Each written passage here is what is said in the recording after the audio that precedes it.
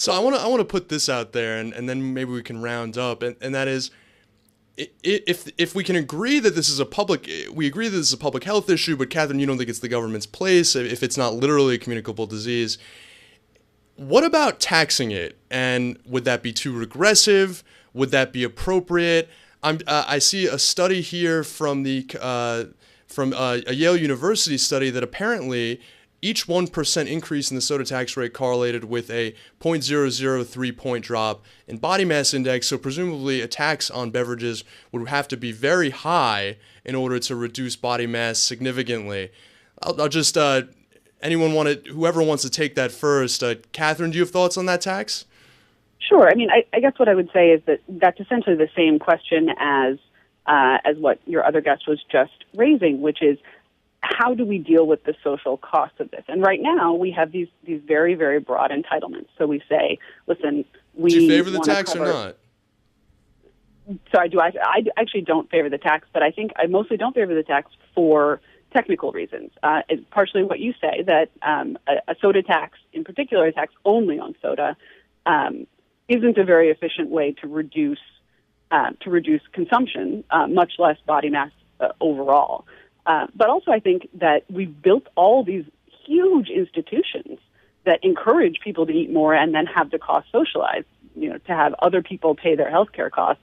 And something small like a tax, it's not enough of a message against the financial message that we're already sending. I'd say we need to look at limiting the access to entitlements for people who have, in the same way that we limit access to some kinds of insurance companies for coverage for people who smoke. So you actually think that fat and obese people are getting too much health care available to them? I think that I think it is an unintended consequence of a very, very broad and ever-increasing healthcare entitlement that people don't bear the cost of their own behavior. And there's a big difference between getting cancer and drinking a 42-ounce soda. But if you're a low-income person, in many cases, you're going to the emergency room. You're not getting preventive care. And when you do have Medicaid, there are many doctors who won't cover it. So I personally reject that argument out of hand. Maya, what about a tax? So, I'm in an interesting space on this. First of all, I think that government needs to become more efficient overall, not by restricting access to Social Security, disability programs, or anything like that.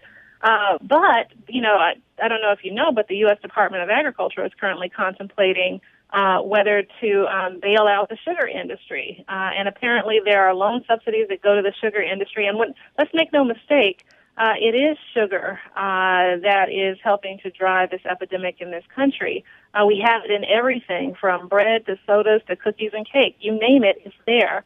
Even in vegetables, some canned vegetables. It's terrible. And as you well know, it's not obesity that's actually driving these chronic conditions. It's actually the issue of having a sedentary population that's eating bad food, eating and drinking bad food. So we need to be looking at how the government is, on one hand, encouraging the distribution and dissemination of bad food, and on the other hand, is in subsidizing it overall. But back to the point of the taxes. I actually believe that especially low-income populations can be pimped on both ends. They're currently being pimped by these companies that are literally using them to shield themselves from any responsibility in this whole obesity crisis. But depending on the design of a soda tax or any tax on food and beverages that are just trying to get to the heart of this matter, depending on the design, it can also, the cities and government institutions can also pimp the communities, particularly those taxes that don't actually use the revenue raised to go back and reinvest in the health of those communities.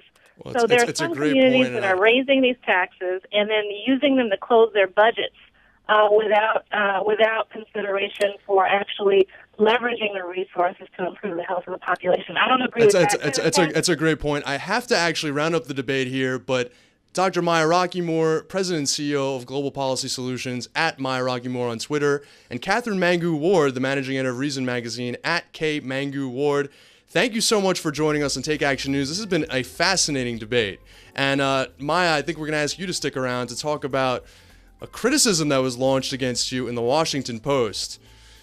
So stay tuned, folks.